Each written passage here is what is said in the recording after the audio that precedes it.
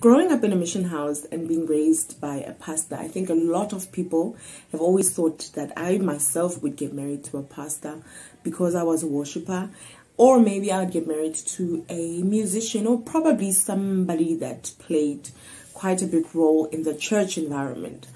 I think at some point in my life I've also thought, maybe that's what God had planned for me.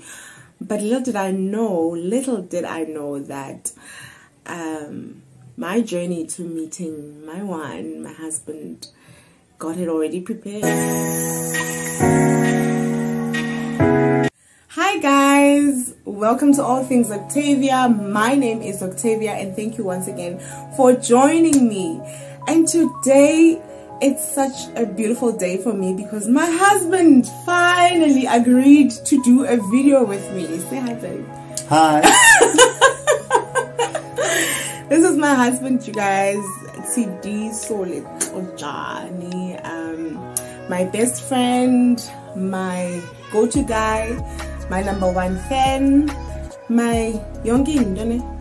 Pretty much. My top deck. You can see, as you can see, like, come on, you know, my top deck. So he agreed to do a video with me today because we want to share with you on how God brought us together. How God brought us together from a hopeless place. We call it a hopeless place because I think both of us at the time when we met, we were quite in our different places and spaces. And I personally know that I met him in the most unlikely place. Like I said, I was raised by a pastor. I grew up in a mission house, and I've always thought that I would probably get married to a pastor. And I met my husband at a party. Who knows? I'm not a pastor. Who knows? Who knows? Who knows you're not a pastor? Just teasing. Who knows you're not a pastor? You probably are, my love. Considering your teachings and how well you do it and how well people receive you and how well spoken you are, you probably are. How I wish. I remember when I met you, I thought to myself, gosh, this guy is so handsome, so tall, but he doesn't have it together. I mean, I remember you had your pants down your back and you were singing to every hip-hop song that was playing. And I remember thinking at the time, there was no way that I am going to find myself living with that man. Because I was way too deep in the game, eh? You were very... It swallowed me in a way. You were very too deep in the game. And remember at the time I didn't even know you. It was just my observation of you. So what did you think of me when you saw me for the first time? When I saw you, it was actually quite a magical moment because I saw this beautiful funky lady, so you blonde. Didn't realize me. I did. I mean, who wouldn't have? You know, you were the lightest person actually amongst us there. So it was impossible for me to miss you out. Okay. So I didn't actually quite pay attention because, like you were saying, I mean, I was quite deep in it. I mean, back then, my early 20s, life of a party, I think I was allowed. So I didn't really put much into it. The way how I looked, the way how I was acting. For me, back then I was free. Yeah. But funny enough, it's always a tricky situation because expectations tend to stand in our way most of the times. Because I mean, like you said earlier on, there was a certain expectation that you will end up in a certain type of a union that obviously was quite more Christian based, but you ended up going your own route, and by that you ended up finding what you never thought you would find. Sure. I mean, like you were saying, it's quite funny that God will send you in a deep darkness for you to find your light. Yes. You know? And that comes by obviously dropping some of the expectations, if not all. So that's what we're talking about when we say the strangest places. So who dropped expectations here? Me or you? They never fail. They're still there. They're just dropping off time by time or year by year.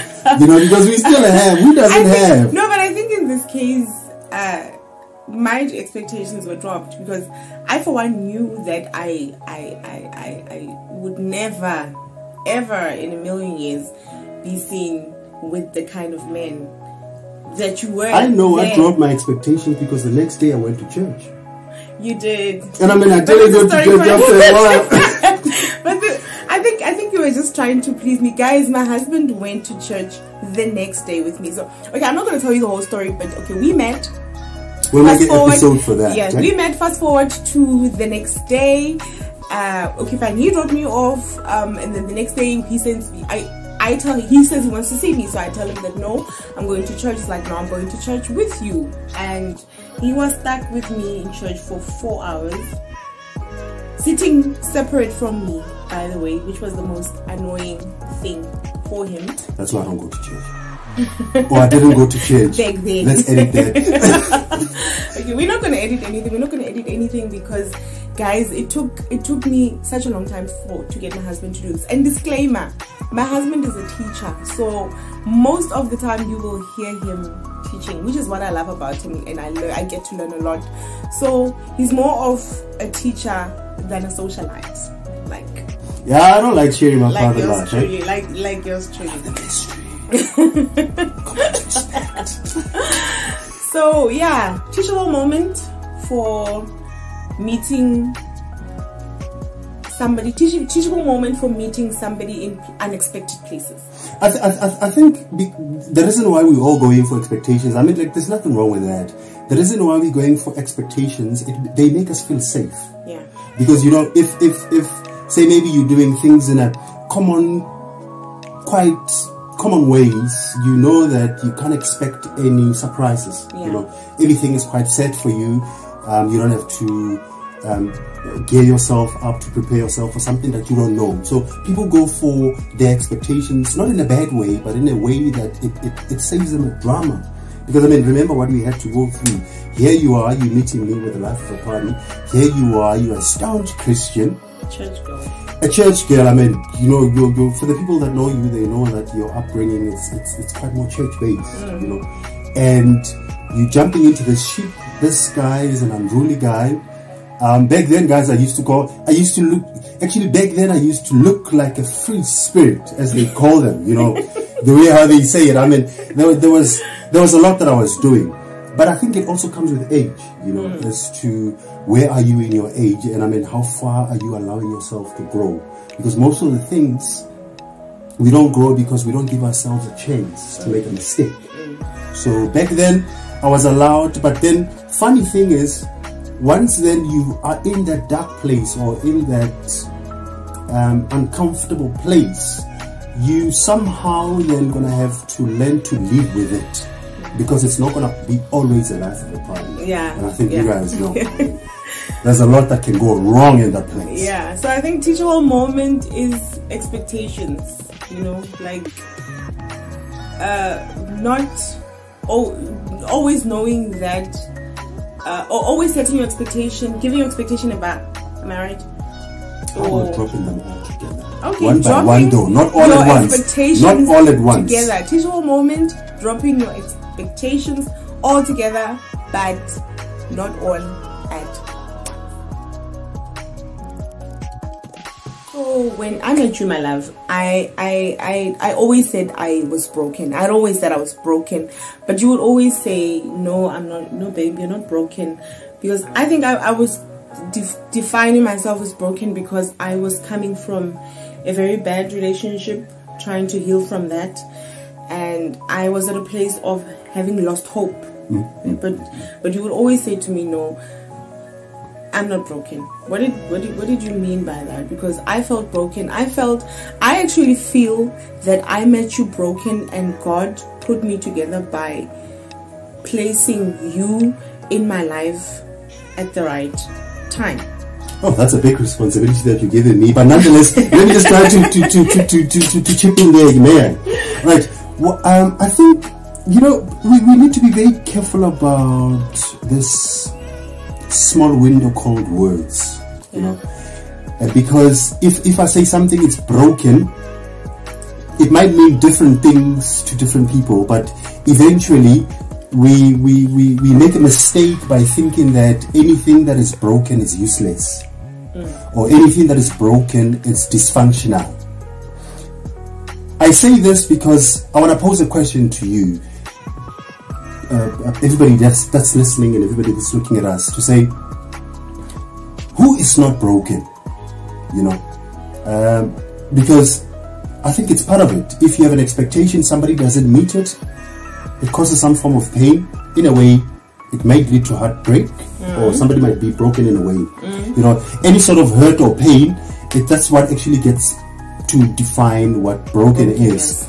For me, I didn't see you as dysfunctional, even though some of the things were scattered all over.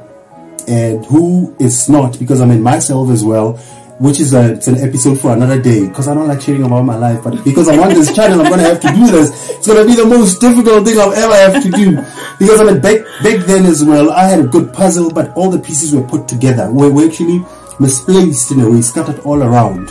So we tend to make a mistake that if something is broken, we relegate it as useless or dysfunctional. So for me, I didn't see it as something that cannot be worked on. So rather, like I was saying to you, that you're putting a very huge responsibility to me. Rather, how I look at what I did in your life was to allow you to be who you are. Yes. That one, you not wanting to fix anything. Yes, you definitely let the brokenness take its place, and let the form take its place, and let it break again, and let it take form again, and let it break again, and let it take a different form again. I think what I mean when I say God will put you in will put your broken pieces together. What I mean by that was, when I met my husband, like I said, I was from a very bad relationship, and I had lost hope. I had lost hope in so many things, and he introduced me to a soft kind of love. You know, as women, we always settle for that love of humamela, or that love of saying it's going to be okay. But my husband introduced me to a love that I had never experienced, a love of being spoiled. I mean, this man used to buy me roses for no reasons, which he doesn't do so often now, by the way, but he used to buy me... We're in a different phase. We're in a different season. But he used to buy... I remember when one of my closest friends died, and I was at work, and this guy walks in with a huge bunch of flowers, and he was saying sorry to me that I lost my friend. I'd come back home, I'm tired, exhausted. He would rub my feet. I would share my dreams with him, and he wouldn't think I'm crazy. He's actually the first person that I have shared my dreams with, and actually doesn't think I'm crazy, because I think I have ridiculous dreams. Let me give you guys a secret. Because I don't want to be taking so much of a credit. It's getting too heavy for me. I'm not used to this. Here's what I'm going to say. She allowed me to love her. She allowed me to believe in her. So what I was doing, I was just giving her a space. That's more like it. That's a secret. Wow. Okay. I told you. Teacher. Teacher, and I think that's one of the things I love about him. So honestly, and I want to thank you for that. I want to thank you for allowing me to be me. I want to thank you for allowing the craziness to actually go out. I mean, sometimes I would come to him with ridiculous ideas, ridiculous expensive ideas, and instead of crushing them, he would just say, okay, you want to do it? Let's go for it. So that's what I'm talking about. So the teachable moment for me here is, nothing is ever broken. Yeah. It's just that the pieces are not put together in a beautiful way as we say it. Like but the pieces are like there. The Chinese. The Chinese if you can take that allegory, because if it breaks down, you put it together, it becomes much more beautiful. Yes. Fast forward to us getting married. We've been married for 7 years, by the way. We're going to be celebrating our 8th year anniversary this year. Thank God. It's only by God's grace that we're still here and we haven't killed each other. Probably tried to strangle each other. Strangle each other a lot of times. We've said a lot of things to each other a lot of times. But a point that we're trying to make is the only thing, or the only reason we're still married now today, is because we kept God in our marriage. I remember 6 months just after we got married, 6 months in our marriage, we decided we didn't want to do this anymore, because we had forgotten that we had forgotten to include God. We thought marriage was just all about us.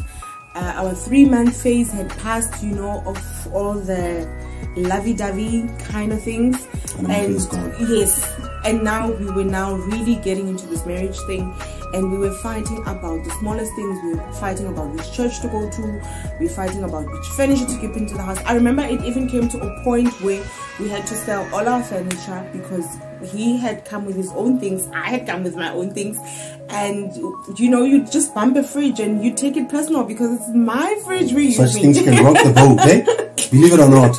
You know, they sound small, they sound quite small, but they're real and they happen, and we had to find our way back to God. We had to find our way of including God in our marriage, because like we said, it takes 2 people to get married, but it honestly takes 3 people to keep the marriage afloat. It does. And my taking on it is, you know, I wouldn't want to call it a mistake, but one of the things that we really need to look into, especially in relationships, how much force are we putting on each other to change?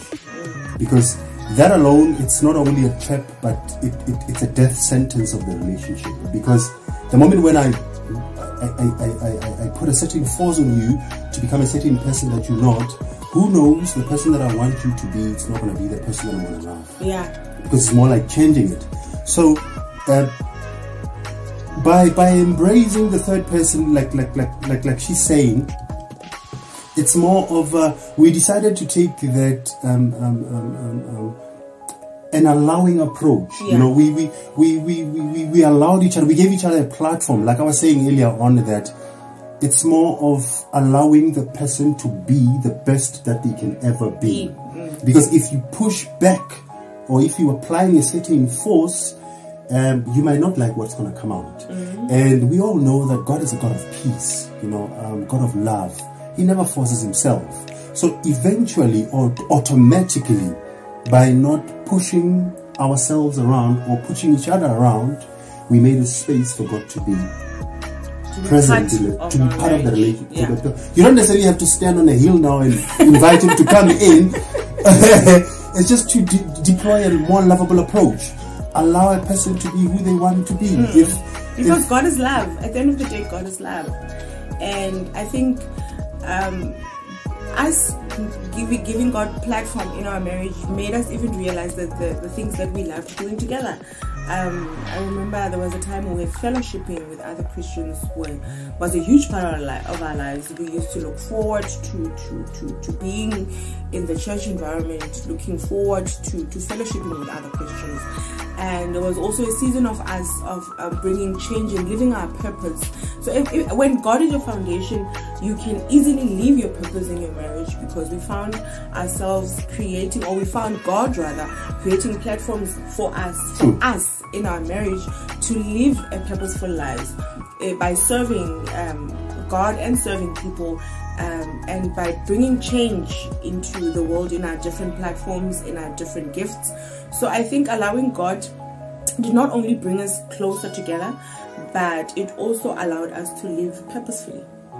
A fulfilling life indeed. Yeah. Because like I said earlier on about the expectations, the benefit of dropping in expectations are so amazing that you allow trust to guide you. Yeah. And God is trust, God is hope, God is faith. So by allowing God to take charge, or allowing trust to take you through, you are giving him a space to guide you guys to the right place. But what I can say is, you can't do it alone. Yeah, we definitely need God, guys. We definitely need God in our marriages. And that is it from us, the Little Johnnies. That's about it, eh?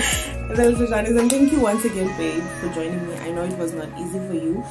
And Still we is are not. definitely going to do more of these. We're definitely going to do more of these. Maybe once a month, or am I pushing it? Or we'll just see. We'll just see. We'll just see. But I just felt we needed to share this with you, because more often we think that looking at people from the outside, their marriages are all perfect, their marriages are all blooming. But at the end of the day, all marriages are different, all marriages work differently. And if you find a way that works for your marriage, stick to it. Stick with it. That's our 2 cents worth of advice. Disclaimer, we are not counselors or anything like that, hence the 2 cents advice.